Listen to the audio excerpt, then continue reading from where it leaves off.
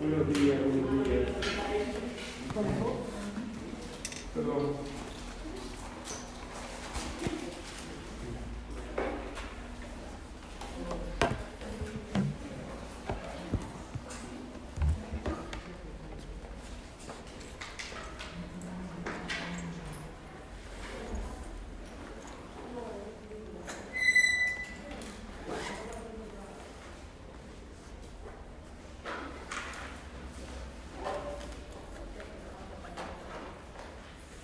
Bueno, buenos días.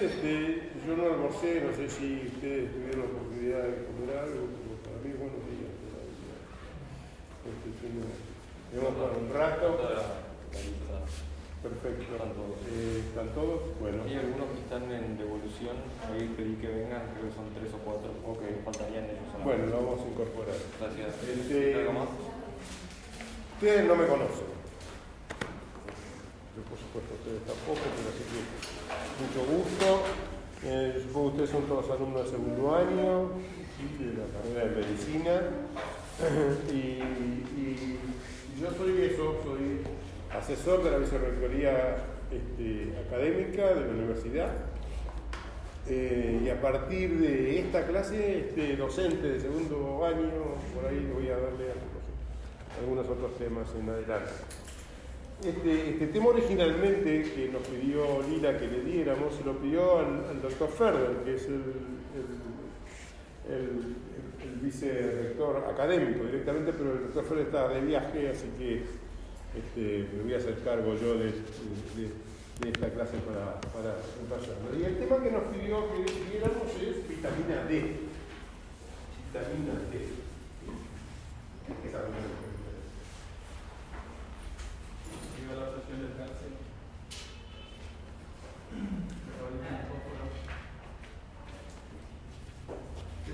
Sus fuentes a partir de será un mecanismo a partir de la luz solar. Tenemos los mecanismos que van a piel y los causas después tiene relación con lo que se hace.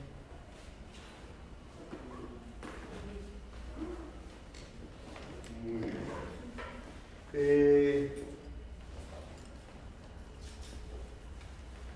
La vitamina D es una de las vitaminas hidrosolubles, es una de las 4 vitaminas hidrosolubles, que en el último tiempo ha tenido mucha difusión, por lo menos a nivel de la población, digamos, del gran público, ¿no? Y de alguna manera eso es lo que vamos a hacer. Sí. ¿Dijo hidrosoluble? No, liposoluble, dije hidrosoluble, sí, perdón.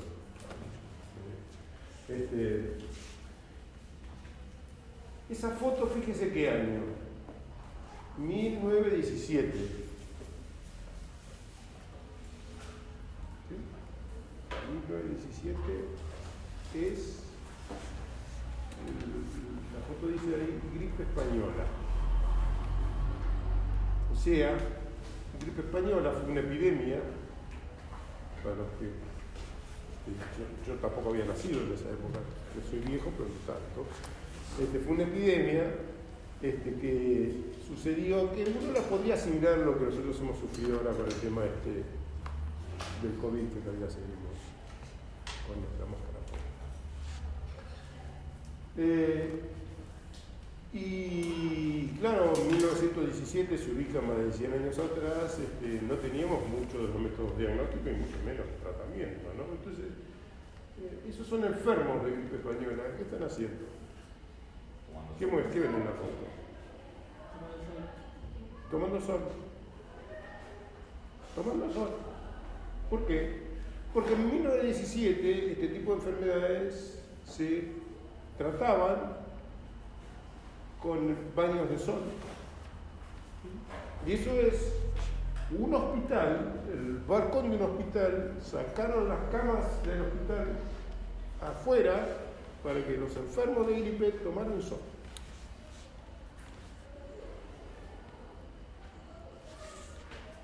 ¿Sí?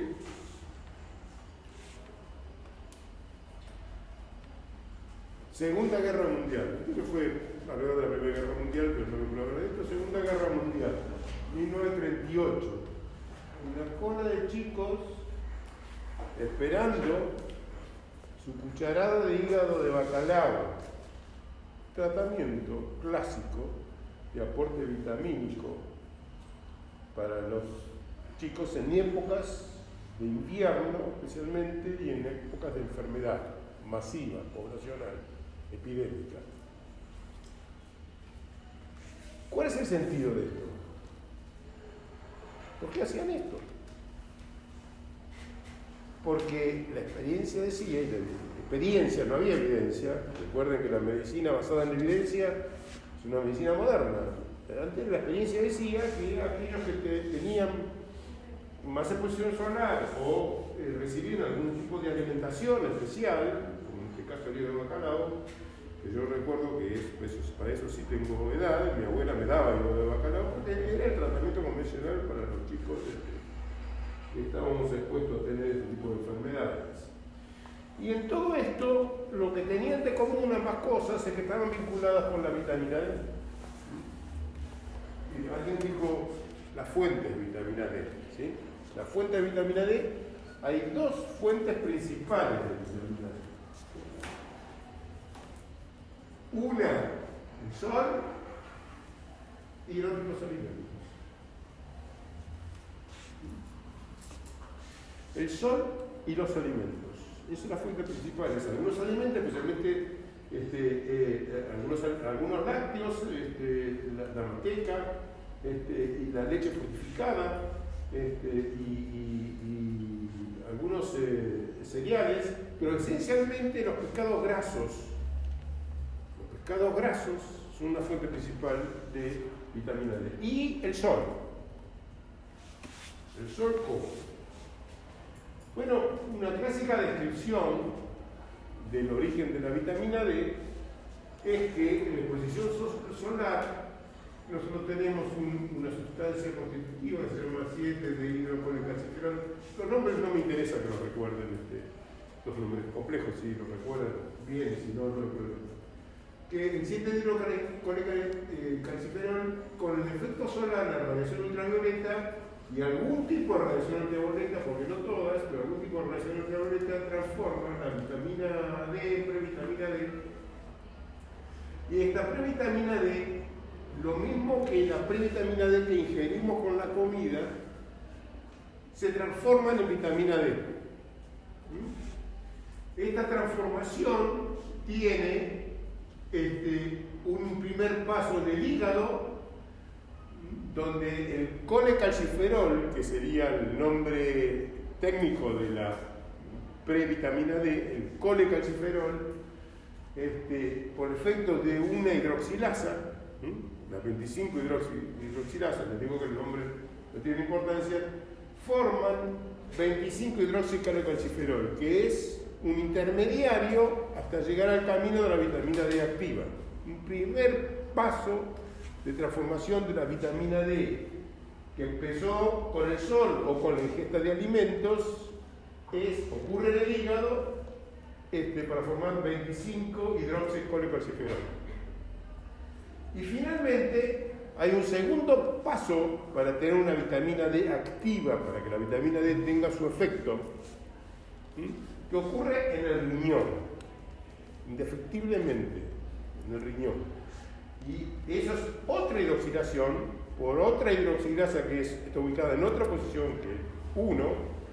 Entonces, la 1-alfa-hidroxilasa transforma la 25 hidroxilasa en 1,25 de hidroxicolecalciferol, y el 1,25 de hidroxicolecalciferol, llamado también calcitriol, es la vitamina D activa, que ejerce sus efectos. ¿Ok? Ustedes me interrumpen, me preguntan en cualquier momento, no tienen que estar escuchando lo que yo digo, sino si tienen dudas, lo conversamos. ¿Sí? Esto es simplemente intercambio de ideas. ¿Ok? Calcitriol o 1,25 hidroxicolecalciferol es lo que depende de los efectos. ¿Qué efectos? Algunos ya dijeron. Los efectos sobre el hueso, sobre el metabolismo fosfocálcico, ¿Qué más dijeron? Metabolismo de los hidratos de carbono. Metabolismo de los Hidratos de carbono. hidratos de carbono. ¿Qué hace sobre el metabolismo de los hidratos de carbono? Una liberación de insulina. Ok. Bueno, si uno se remite a los efectos clásicos de la vitamina D, uno asocia inmediatamente vitamina D es para el hueso. ¿Sí? Por eso se llaman los efectos clásicos, se llaman también los efectos sobre el aparato osteoarticular o óseos de la vitamina D. Y todos los estudios que se han hecho han sido referidos, estudios viejos que se han hecho, han sido referidos a los efectos óseos de la vitamina D, porque se creía que el efecto óseo de la vitamina D era el efecto más importante.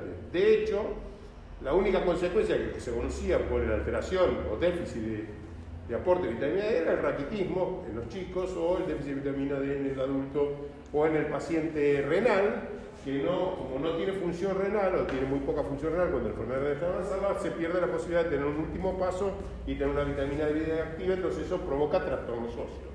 Por eso, los efectos más importantes de vitamina D, conocidos, clásicos, son los efectos óseos.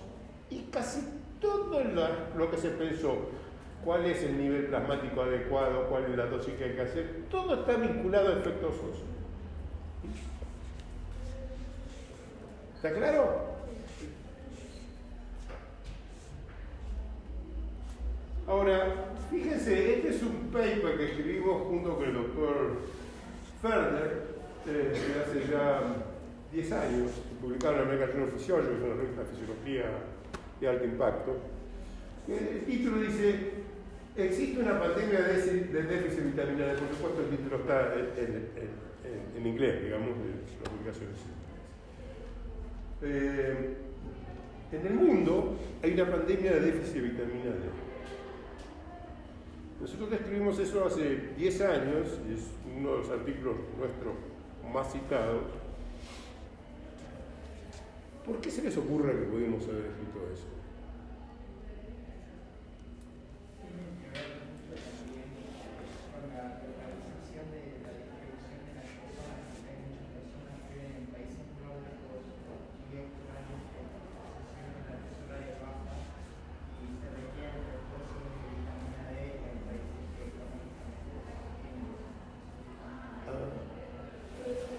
Una buena idea, ¿no? Es porque es cierto, digamos, que si uno tiene menor exposición a la luz, como son los países nórdicos, que tienen días más cortos, exposiciones más cortas a la luz, y la luz le pega más tangencial, entonces el rayo que llega tan tangencial no estimula tanto la formación de vitamina D por la piel. ¿Sí? El uso de los bloqueadores solares que la gente usa cuando se expone. Bueno, todo eso determina de que aparentemente como que el uso de la ropa, nosotros recuerden que ancestralmente nosotros no usábamos ropa, nos protegíamos de otra manera y estamos continuamente expuestos al sol, entonces los niveles históricos de vitamina D en el ser humano o en los seres primitivos eran muchísimo más altos de los que nosotros tenemos ahora. Pero no es ese solamente el problema.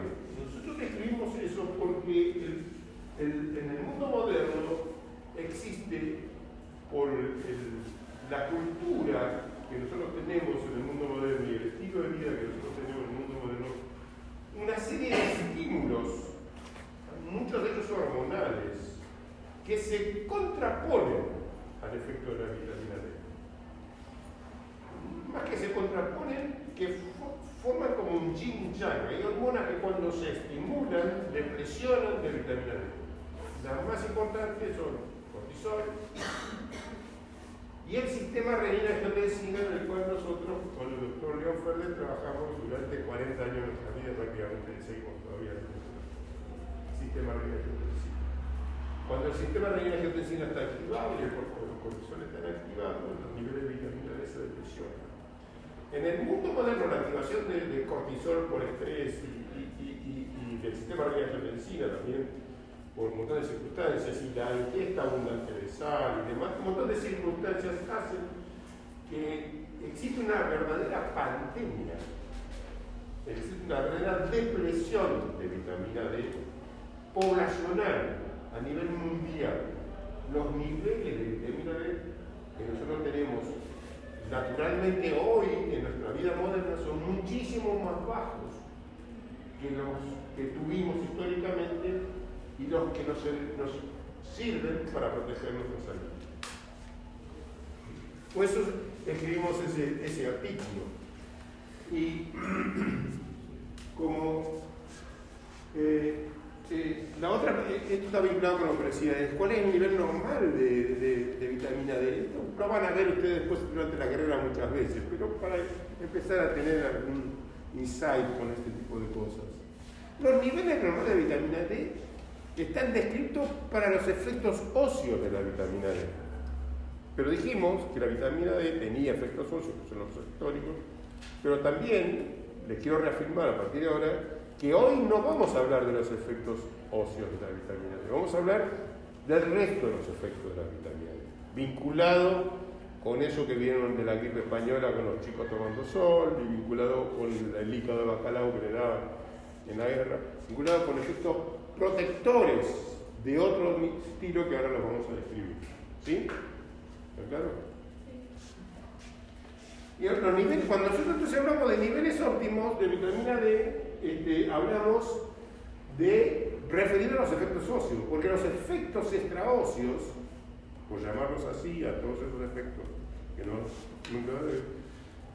nunca se ha estudiado claramente cuáles son los niveles adecuados, pero se supone que son mucho más altos que los efectos óseos. O sea, nosotros necesitamos niveles mucho más altos para que la vitamina D tenga sus efectos extraóseos que lo que se requieren para niveles óseos. Entonces existe un consenso para definir cuál es el nivel de vitamina D para los efectos óseos, pero no existe un consenso sobre los niveles séricos preventivos de las alteraciones extraóseas de la vitamina D. ¿Okay? Se supone que, yo creo que está acá, fíjense, si ustedes tienen, estos son niveles en dos. Nosotros habitualmente usamos la concentración de vitamina D sérica en nanogramos por mililitro, ¿sí? Pero también se puede expresar en milimoles por litro. Los europeos tienden a expresarlo en milimoles por litro. Nosotros usamos en general nanogramos por mililitro, y Estados Unidos usan cualquiera de los dos, pero más nanogramos por mililitro. Pero entonces fíjense que 10 nanogramos por mililitro son 25 milimoles por litro, 20 nanogramos por mililitro son 50 y 30 son 75.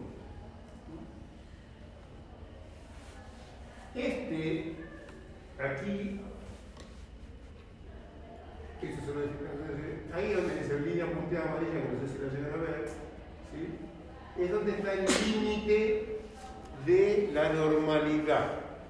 Lo que está por arriba de 30 nanogramos por mililitro, 75 milimoles por litro, se considera suficiente para los efectos óseos.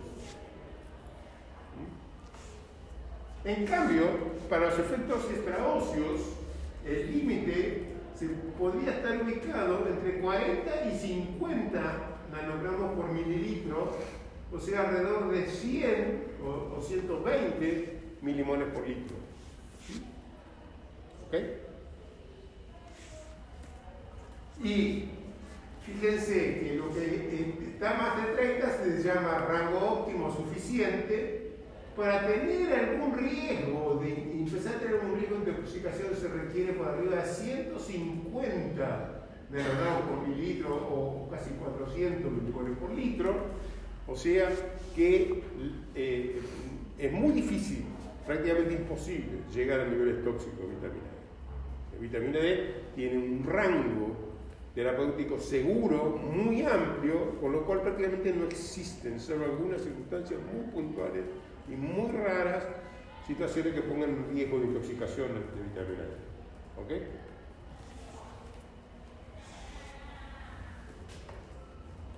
Entonces esto, para que tengan una idea, después esto ustedes lo van a ver un montón de... Y las recomendaciones para que nosotros mantengamos esos niveles son por lo menos,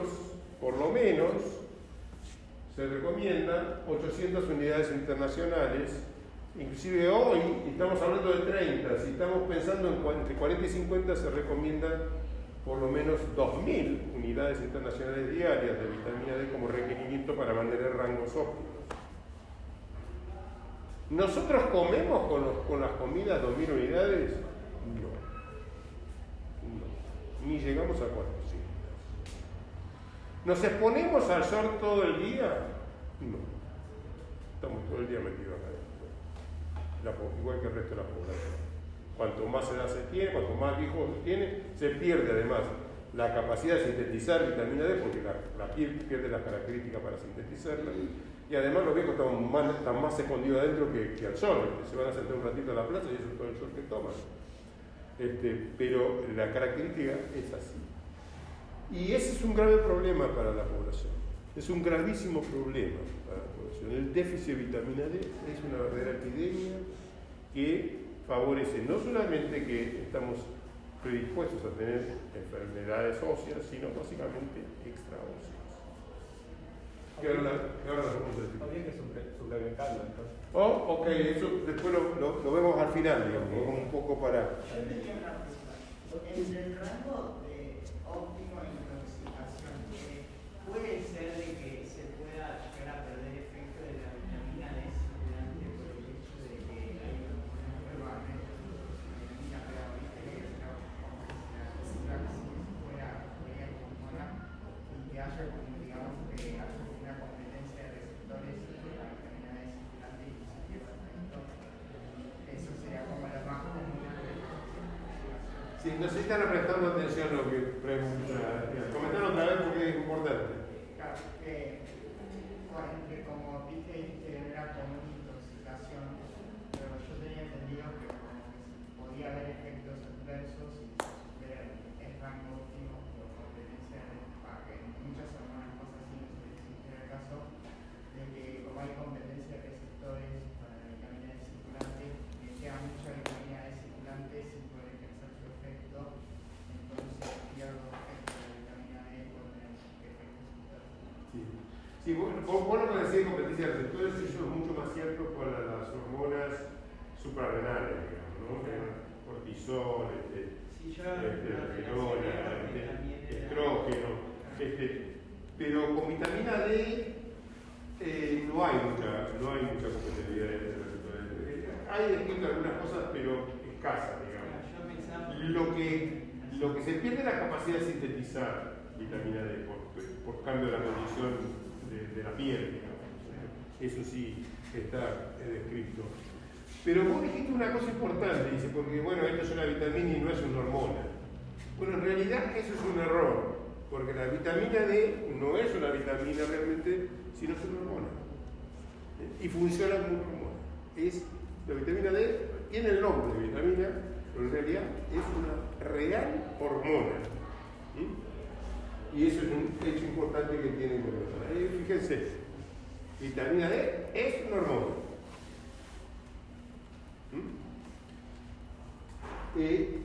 Y tiene efectos extraóseos, básicamente inmunológicos, sobre el sistema inmunológico.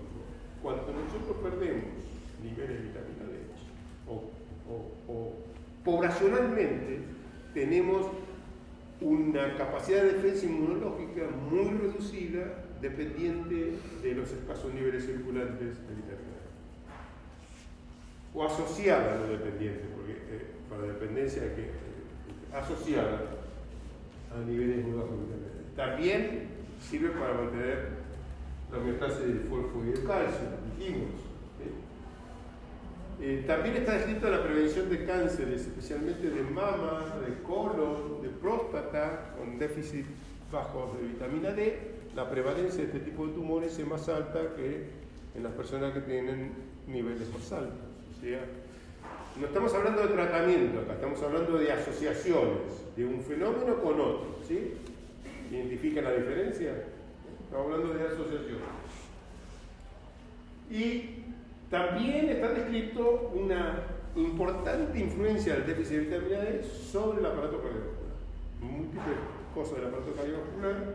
Y para que ustedes tengan una idea un poco más clara, niveles bajos de vitamina D está asociado con aumento de la presión arterial, con alteraciones de los lípidos, con diabetes, con obesidad. Y además, cuando el paciente más obeso es, automáticamente tiene mayor déficit de vitamina D, hay una fuerte asociación entre obesidad y déficit más profundo de vitamina D. Y también con la enfermedad renal crónica, y esto es más entendible, porque del funcionamiento del riñón depende que la vitamina D activa se produzca realmente, porque si el riñón no funciona adecuadamente, se pierde la activación del 25 hidroxipropileno. Así que con todas estas cosas está vinculada la vitamina D.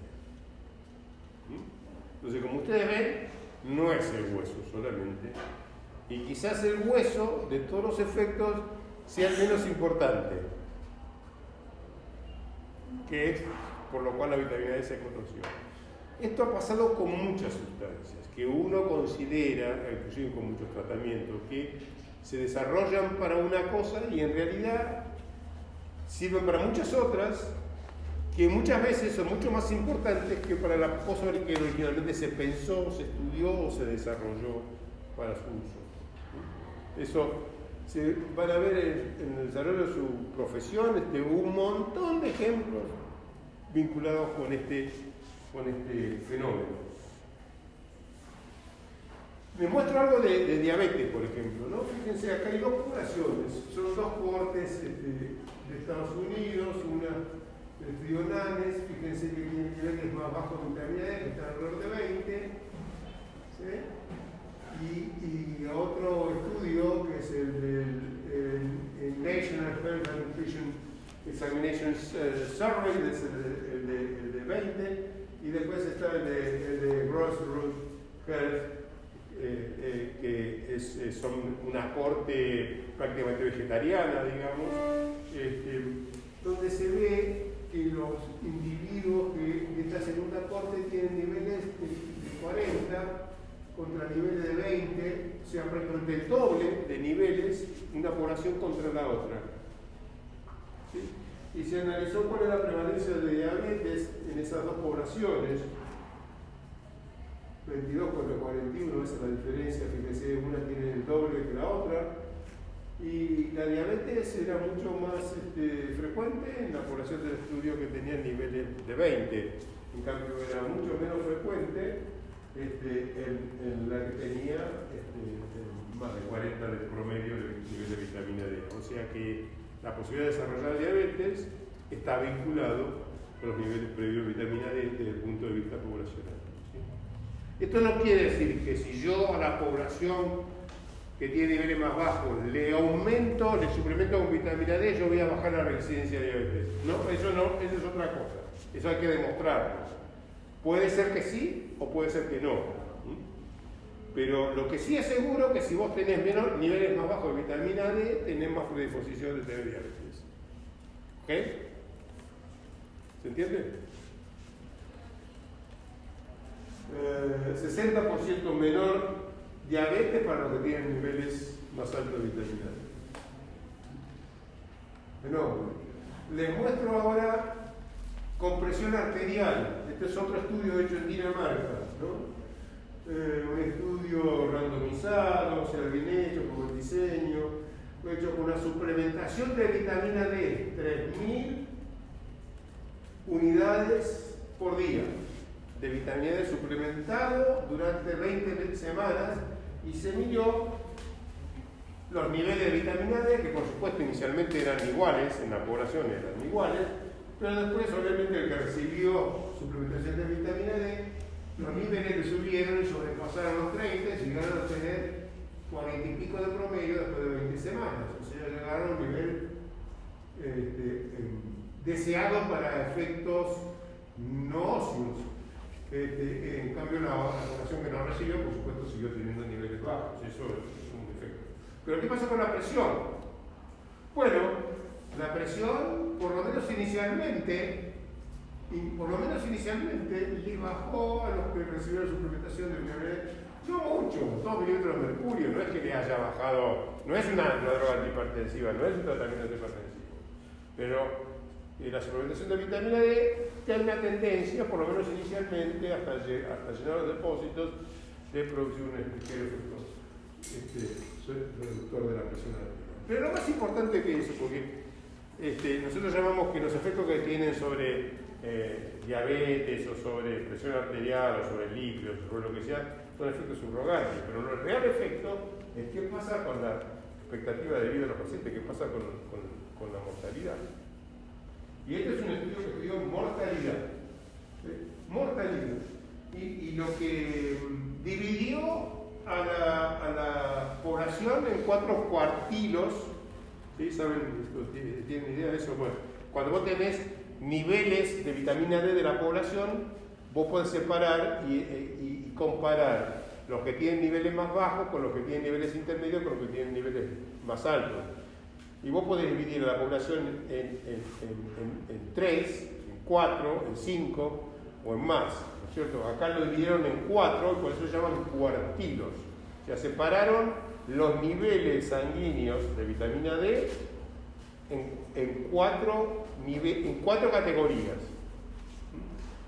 El cuartilo 1 son los que estaban más bajos, los que tenían niveles más bajos. El cuartilo 2 tenía más que el cuartilo 1, el cuartilo 3 más que el 2, y el cuartilo más alto, el que tiene niveles más altos, es el 4.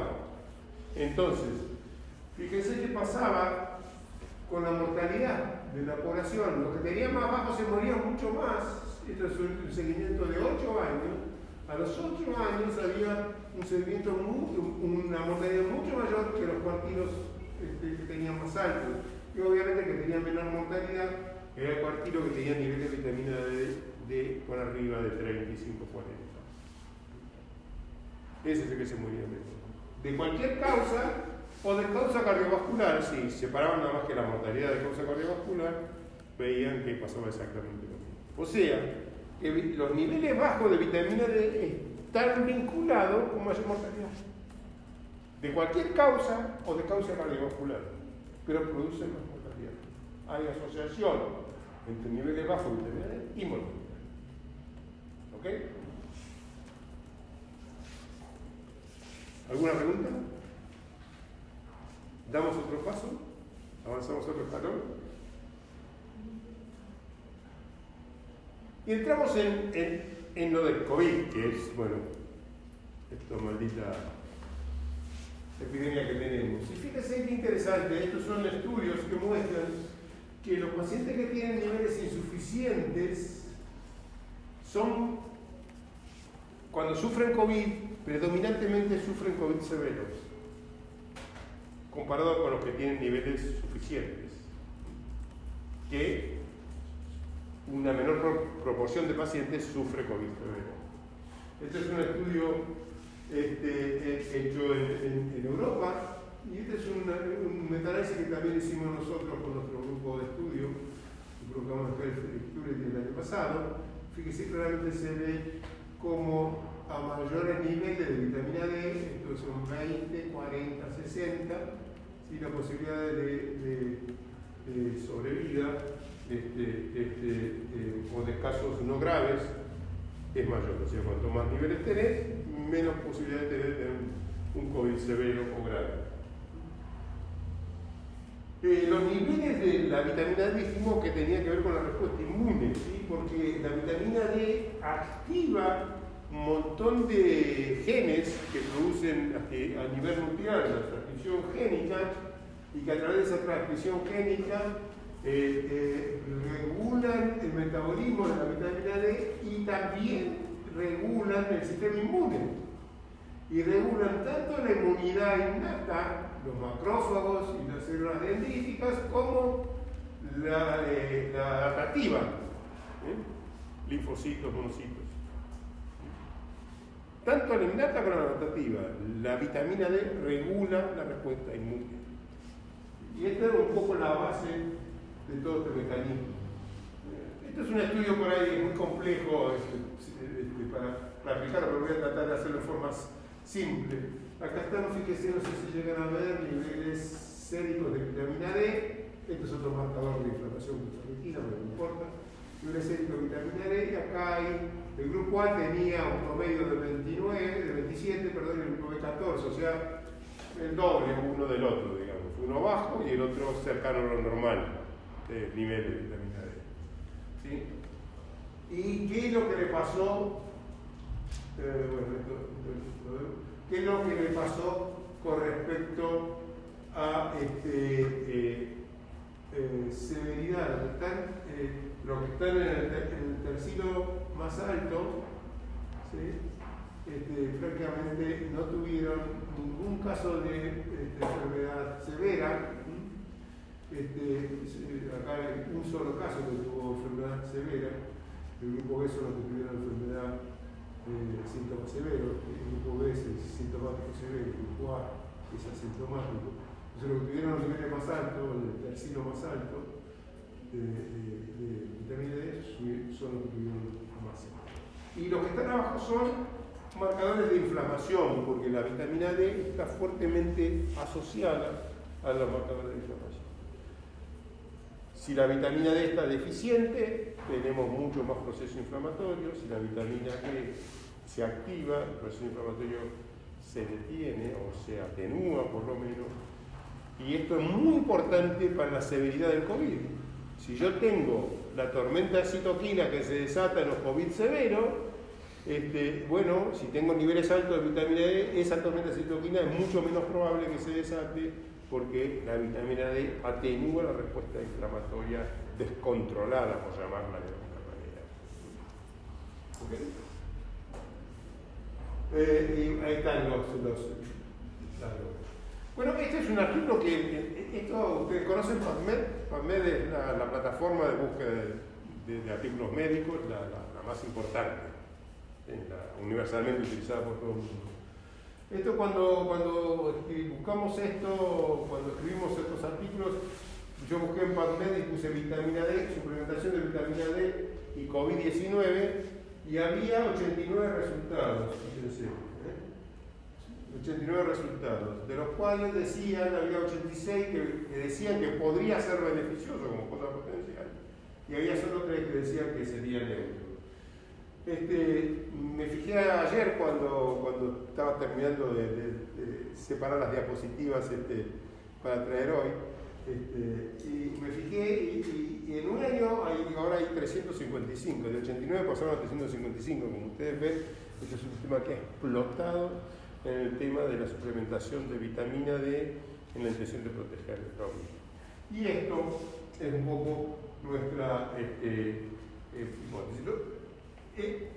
Usted, no sé si estuvieron atentos en la lectura de cómo es que el SARS-CoV-2 lesiona, ¿no?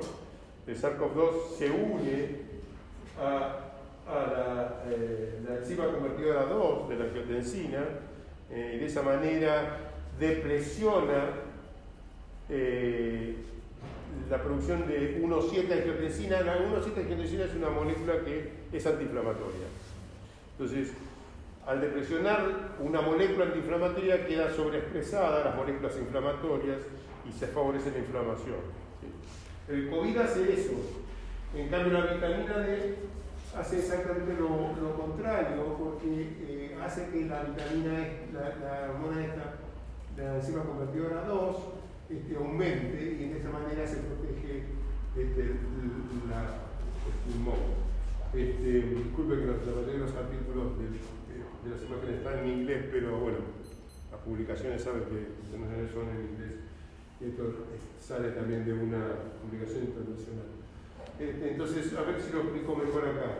El COVID, ¿sí? El virus, el SARS-CoV-2, no el COVID, el SARS-CoV-2 se une a la enzima convertidora 2 y deja de fabricar 1,7, ¿sí? Se deja de fabricar 1,7, entonces queda expuesta y pesando más la angiotensina 2 en la enzima convertidora 1, de la cual que son moléculas inflamatorias y que favorecen la lesión pulmonar. Ese es un poco conceptualmente cómo funciona a nivel de la lesión pulmonar.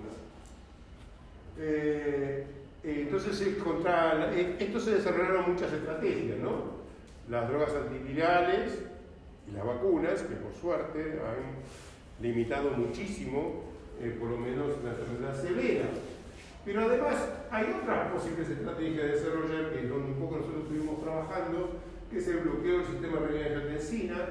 Si se bloquean la angiotensina 2, hay una tendencia, si se bloquea esta, hay una tendencia a mejorar.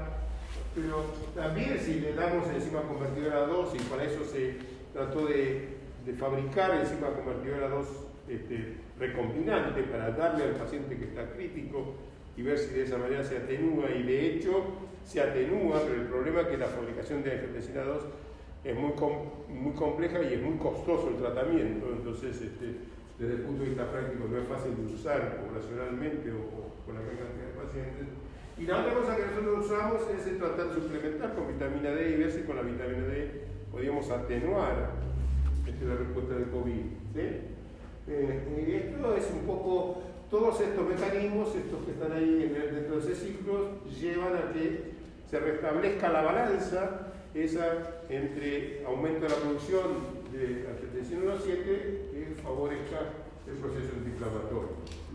Y de esa manera se da, con vitamina D, se buscaba la protección pulmonar. Esto hay descrito en teoría, pero nosotros quisimos ir a ver si en un modelo, un diseño con pacientes, y no teórico, esto era real. Entonces propusimos un estudio que se llama CARET, que es darle dosis de vitamina D comparado contra los mismos pacientes que recibieron placebo. El estudio se hizo doble ciego, con lo cual nadie sabía qué es lo que recibía el paciente, y con eso se vio los puntos finales, que es lo que vio el estudio, si el estudio decía al final la vitamina D sirve para proteger o no. Estos son todos los criterios que no importa, eran pacientes que tenían una neumopatía, que llegaban a un hospital y que tenían indicación de internación. Y en esos pacientes mayores de 45 años con algunos de esos factores de riesgo, se le daba a un grupo, el estudio se dividió después que se reclutaban y se enrolaban, a un grupo se le daba colecalciferol y al otro grupo se le daba placebo. Un grupo recibía 500.000 unidades de colecalciferol, 5 comprimidos de 100.000 unidades de colecalciferol en una sola toma, y al otro grupo se le daba placebo. ¿Sí? El paciente se lo seguía durante los 7 o 8 días que están internados, y después tenía un seguimiento que se alternaba hasta los 30 días. Ese fue el diseño que hicimos. Esto un poco que se medía en cada cosa, y lo que nosotros fuimos a ver como objetivo primario era si se reducía la complicación respiratoria, marcadores de función respiratoria. No se lo voy a explicar ahora en detalle porque después lo van a ver en el futuro. Marcadores de función respiratoria, ese era el objetivo primario, y después medíamos algunas otras cosas adicionales. ¿Sí? ¿Se entiende? Más o menos. Fui medio rápido porque los detalles para mí tienen mucha importancia, y nosotros decimos, bueno, esto puede ser porque hay evidencia bibliográfica, porque por ejemplo los pacientes que tienen flu o gripe se protegen con nivel de vitamina D, con suplementación con vitamina D, ya hay trabajos publicados, y nosotros decimos, bueno, hay bibliografía,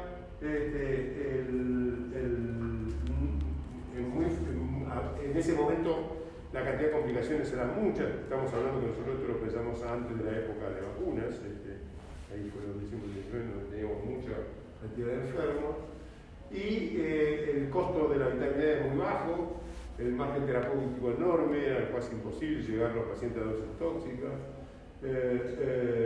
no produce ningún efecto adverso, no necesita controles específicos. Vos le das la vitamina D y no tenés, solamente no tenés que someter a los pacientes a ningún control, no hace falta controlarle si la vitamina D subió o no subió, digamos, no era ese el objetivo, y no interfería con el tratamiento que el paciente necesita, corticoides y antibióticos y demás.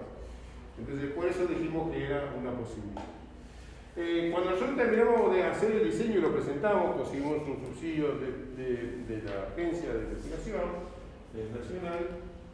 Las guías NICE, que son las guías inglesas de salud, dicen que quizás sería conveniente prepararse y para el invierno con vitamina D también de manera especulativa, pero ellos decían que haciendo este mismo análisis que nosotros hacemos, que no tenían riesgo, que son baratas y se pueden usar masivamente sin ningún control, sugerían que por ahí habría que suplementar con vitamina D. La otra cosa que nosotros especulamos, fue que quizá la vitamina D serviría para mejorar la respuesta inmune a las vacunas. Cuando vos recibes una vacuna, quizás la vitamina D podía servir para multiplicar o mejorar la respuesta a las dosis de vacuna. Especulamos. Lo mandamos a la revista Vaccine, al editor le gustó la idea, porque estaba muy bien fundamentada, pero bueno, nosotros no lo demostramos, pero la semana pasada acaba de aparecer un paper en una importante revista de investigación que dice que la vitamina D afecta la magnitud de la respuesta de anticuerpos en la primera dosis de la vacuna contra el virus SARS-CoV-2. O sea, que aparentemente es cierto que la vitamina D mejora la respuesta a la vacuna. Nosotros lo pusimos especulativamente, pero por suerte hubo alguien que tuvo la capacidad de estudiarlo y analizarlo, de que eso parece ser cierto. Pero finalmente hicimos el trabajo. Hicimos un diseño, y el trabajo se publicó. Nuestro trabajo se acaba de publicar, fíjense, el 27 de mayo. ¿Hoy qué es? Así, 4 días. Trabajamos durante 2 años, publicó el 27 de mayo. ¿Usted qué piensa? ¿Qué dice?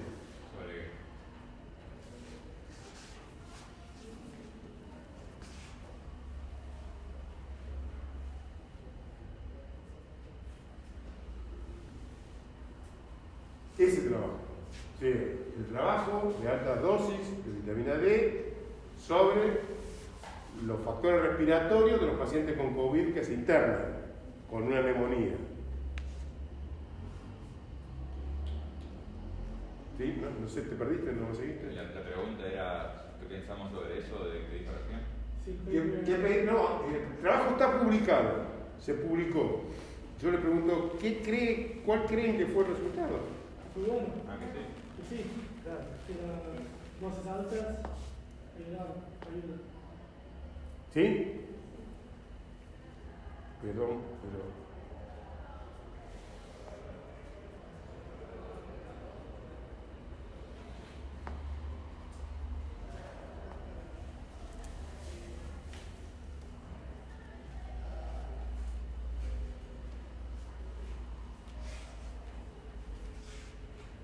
Bueno,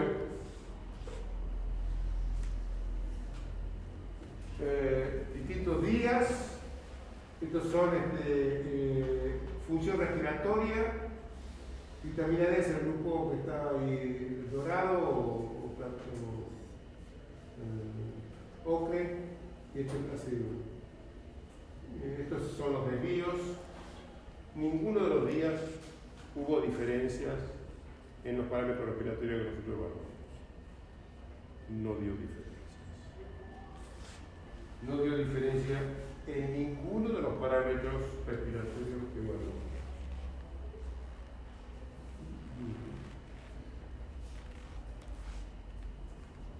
En ninguno de las subpoblaciones de pacientes que participaron del estudio, ni en los que eran viejos, ni en los que eran obesos, ni en los que eran diabéticos, ni en los que tenían enfermedad cardiovascular.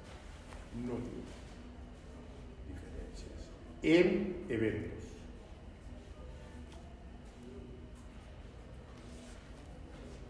Así con esa cara nos quedamos nosotros.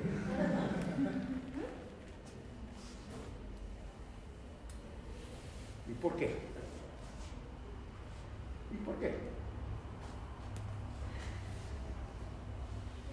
Buena pregunta, ¿no? ¿Por qué? Bueno, ¿por qué la respuesta puede ser múltiple? Primero, usamos una sola dosis. Segundo, los usamos cuando los pacientes ya tenían enfermedad avanzada.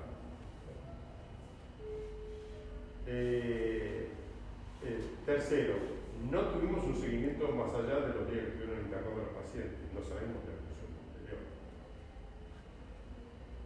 Durante los días que estuvieron internados no tuvimos diferencia ni siquiera en mortalidad, tuvimos poca mortalidad, uno o dos casos de cada uno de los lados, pero tuvimos diferencia.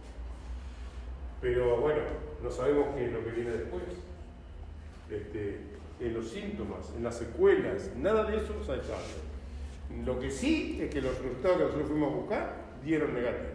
Igual, como se suele hacer con esto y de buena práctica, los resultados hay que publicarlos. Positivos o negativos. Los resultados se publican. Porque son tan importantes los resultados positivos como los negativos. Pero, en un pequeño grupo de los pacientes, nosotros les sacamos una muestra de sangre pre-administración de la vitamina D y posterior a la administración de vitamina D. Por supuesto, los niveles de vitamina D en los que recibieron vitamina D y no placebo les subió 4 veces.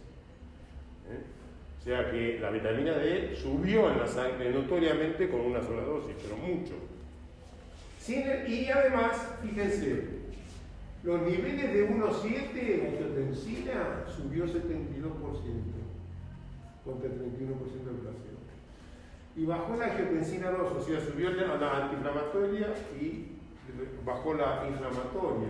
Y el índice, angiotensina 712, subió 300 veces, 300% de aumento contra 80% de aumento del placebo. O sea, notoriamente la vitamina D produjo una tendencia a equilibrar esos factores de desequilibrio en los pacientes y también en los marcadores de inflamación como las interleuquinas, el TNF-alfa. También hubo una tendencia a disminuir notoriamente los marcadores de inflamación, notoriamente los marcadores de inflamación comparado contra placebo, que algunos aumentaban y otros, bueno, prácticamente no cambiaron. Porque una diferencia de 4%, 5%, eso no es diferencia, digamos, no es significativa. Pero en cambio, los que recibieron vitamina D, la diferencia estuvo, salvo en la 10, en las otras interleuquinas estuvo casi en un nivel de 40%. O sea, que algún efecto produjo, pero no alcanzó para evitar los eventos que nosotros fuimos a buscar. O porque era tardío, inclusive hay publicaciones del uso de vitamina D con otros esquemas, o preventivo, en población preventivamente, y ver si se enferma más o menos, y si la gravedad de la enfermedad es mayor o menor, y esos pacientes que reciben continuamente vitamina D, que tienen niveles altos en el momento de tener contacto con el virus, sí esos estudios muestran protección. ¿Sí? Con lo cual, bueno, seguimos pensando qué podemos hacer con todo esto, pero por lo menos ya no tenemos esa cara de tristeza de tener esa desazón que eso que habíamos especulado era totalmente falso, ¿no? De alguna manera esto es lo que yo les quería mostrar, digamos, ¿no? No cerrar ningún tema, abrir las expectativas. Para los que estén interesados en la investigación, esto es lo que suele pasar en la investigación. Muchas hipótesis que se plantean, solamente algunas pueden ser testeadas, y entre las que son testeadas, muy pocas responden a lo que uno cree. En general se encuentra con otros resultados, y esos otros resultados lo único que hacen es generar una nueva pregunta de investigación. Y bueno, así es el desarrollo del conocimiento en medicina. Y para cerrar, esto para que tengan en cuenta, la vitamina D obviamente es una hormona con multifacética de acción, con múltiples actividades, y yo solamente acá les describí algunas de ellas, y este es el concepto amplio que ustedes tienen que tener. Y a su vez, todas interactúan al mismo tiempo adentro del cuerpo, con lo cual también no se puede aislar una sola y pensar que eso, ahí está la verdad, sino todo tiene que ser pensado dentro de la interacción de todos los sistemas que nosotros tenemos en el cuerpo. Esto es un ejemplo con vitamina D, pero así sucede con la mayoría de las regulaciones. ¿Preguntas? Sí, yo, en cuanto a la suplementación con vitamina D. Sí. Ustedes ahí a los pacientes internados estaban dando 500.000 unidades. Sí. Pero al principio dijo que las dosis recomendadas eran para mayores de 70, 800 y para menores 400. Para suplementar y que tengan, digamos, funciones que se puedan. 2.000 a 4.000. 2.000 para la gente joven y para los mayores de 75, para que tengan enfermedades, 4.000 diarias. Estamos hablando de diarias. También se puede usar dosis semanales. Y también se pueden, acá, la mayoría de la industria local, farmacéutica local, fabricó pastillas para dosis mensuales o quincenales, ¿no? Por eso hicieron pastillas de 100.000 unidades, cápsulas blancas de 100.000 unidades, que son las que se ponen entre nosotros. Las dosis de 2.000 y 4.000 solamente no son drogas, sino son suplementos. Obviamente igual tienen efecto, ¿no? Es más, yo sugiero que si alguien tiene que tomar, que tome 12 diarios, 2.000 unidades diarias. Esta es una buena suplementación. ¿Hay algo que contrarreste las dosis, las unidades de vitamina D? Porque, por ejemplo, hay una de 2.000 unidades y ¿qué hacen esas dosis? O sea, ¿hay algo que contrarreste el efecto con las altas dosis de vitamina D? A mí me dan, por ejemplo, 30.000 unidades, entonces es como que prueba esto y es como que ¿A vos te dan 30.000 unidades diarias? me dan esclerosis múltiple, sí. Me lo dan como tratamiento de esclerosis múltiple. Y me lo dan como tratamiento con 30.000 unidades diarias, yo creo que no llegas a pasar la dosis tóxica, no llegas a pasar 200. No, no, no.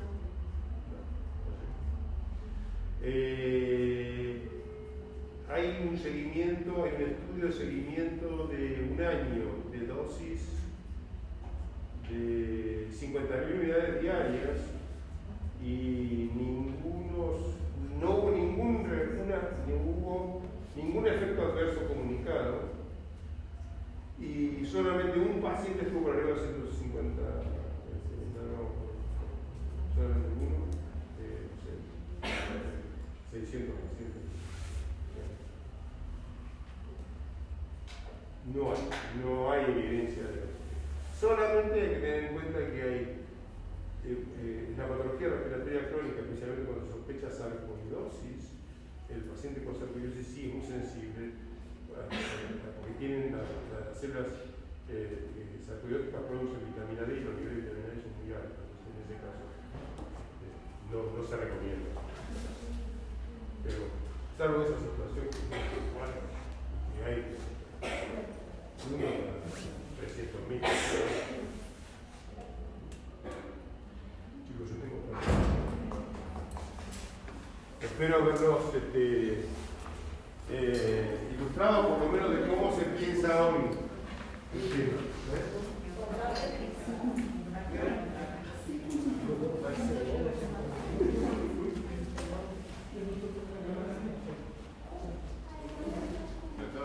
Dijo que la suplementación era barata, más o menos cuánto ¿tiene idea? ¿Suele salir contar?